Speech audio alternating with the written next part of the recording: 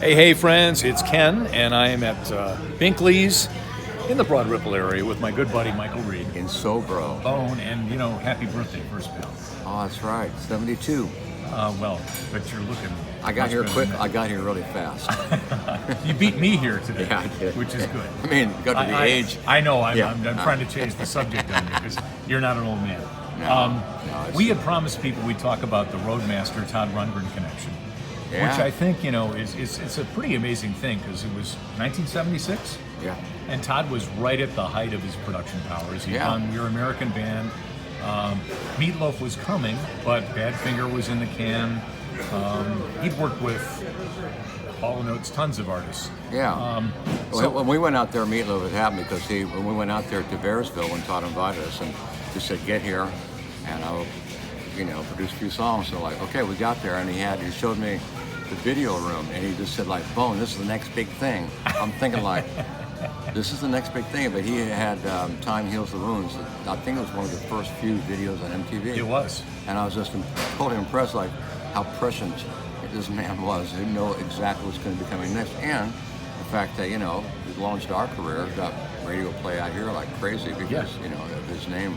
Yeah, it's pretty amazing to do. We were both, I think how young we were. We didn't think we were young because we had a lot of knowledge. He's an amazing artist. So what brought you guys together? We were playing in Reflections in Cincinnati, a club, really great club there. I saw Everyone's White Trash Band there back with with Jerry LaCroix and great band. Anyway, we were playing SLUT, our version of it, with a few. Asher Van Irby had changed some of the words. And I guess the word change caught his attention, caught Todd's attention. So he invited us over to the table and said, I'd like to, I'll record you out in Bearsville, you have to get there.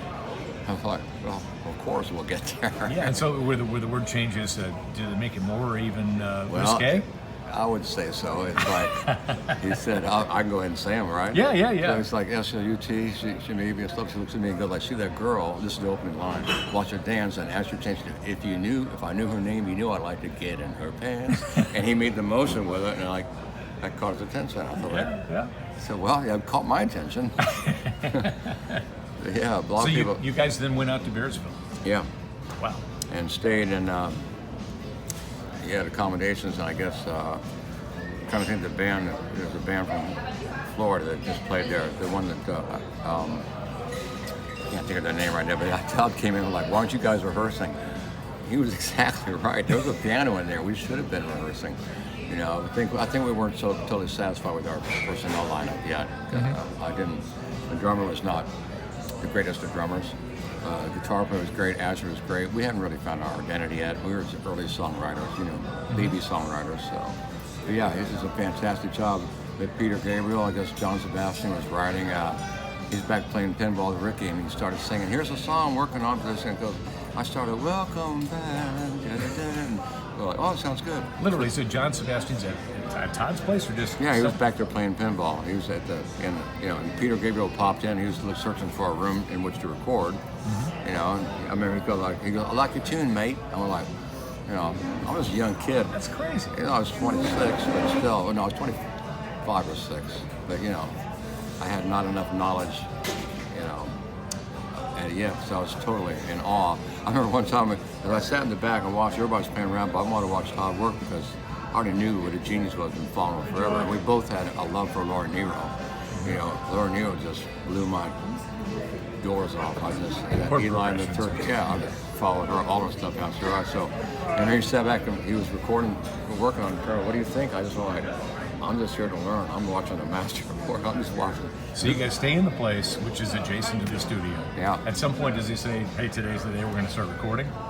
Well, we start as soon as we get out there. We start the night. We got there that day and started the next day. But we had to cut at a certain hour. It goes like this. We have to go home and watch Saturday Night Live. And we're like, what's that? He goes, it's a new show. You'll love it. So, I remember that's one of the ones that had the episode with the new dad on there. This is new dad. Pop in the new dad. So yeah. So then the record came out, and it was on your. Well, he had 3 songs that he produced, and we put them in. We tried to what I gleaned from watching that. We produced it down at Jack Guilfoy's studio in Bloomington, who was Henry Mancini's drummer, and just a great individual. Had a studio in there, so we tried to,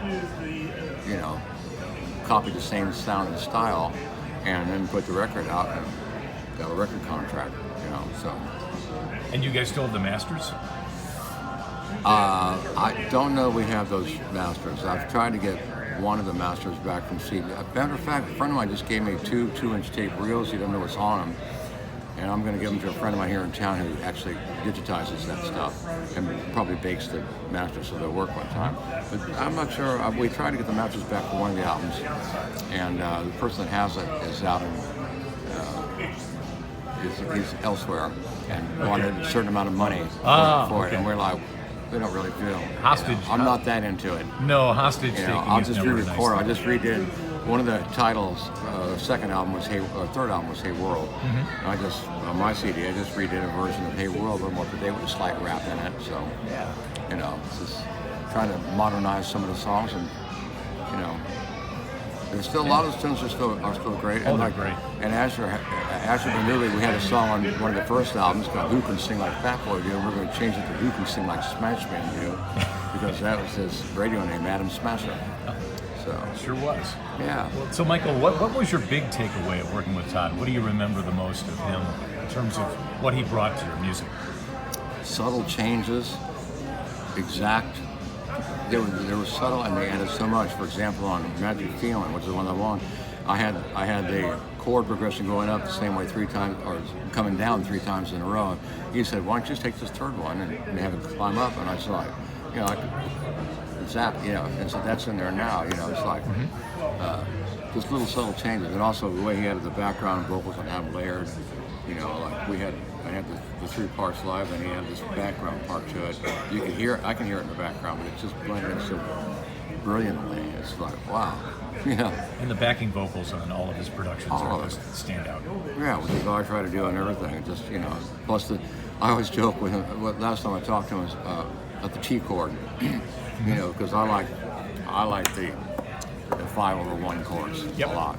4/1 chords, 4/5, all that.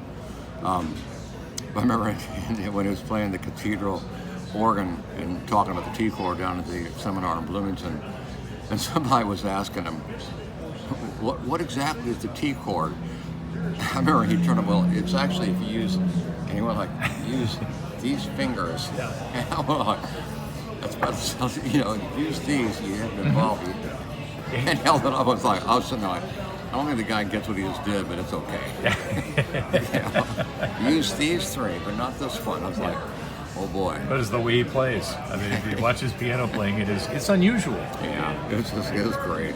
So yeah, that's the basis of music, and I had some of an operatic upbringing, I would say too. I started playing when I was 4, so that I tried to write my first song in 2nd grade, and they decided to give me some lessons. But most of the time, lessons were just about improvisation. We get to the stuff we had to do and improvise. So, right. And in your head when you've got a set of chords that work magic together. Yeah, I'm just not the greatest lyricist, but I'm trying to become a better lyricist. It's just like cool music I can write. I think you do just fine. And one final question: pimp your show. You got a show coming up. December 7th. December 7th, which is very close. Yeah, coming up in a month. It's 7 tickets left out of $250. I figure better late than never. And it's right down the street here, right? Yeah, it's down at a place called Vision Loss. We talked about a jazz kitchen or a club over here, and just said, this is a new place. It seats 300 people. We're going to keep it at 250, so it's a little more comfortable, because everyone wants to be seated at this point in our lives. We don't like standing. Well, I mean, you're an Indiana legend, and you're a great guy, and I'm proud to call you a friend. So, Michael, thanks. Thank you, and Todd fans are delighted to hear this, because I think, many of them are younger or just kind of miss the Roadmaster thing. Yeah, but to me, he transcends. There's very few artists that can make it through every generation. He's one of the artists that made every generation. He's even getting more notoriety now, and well deserved. And I just love seeing it. Concerts, just like you said, I'm inviting you to see what I have inside my head, and that's what it's all about. Exactly. And I also feel like I've said before, I have to wonder what kind of career I would have had if he hadn't picked up the band in which I was in at the time and given us some sort of recognition, it's hard to say what would happen.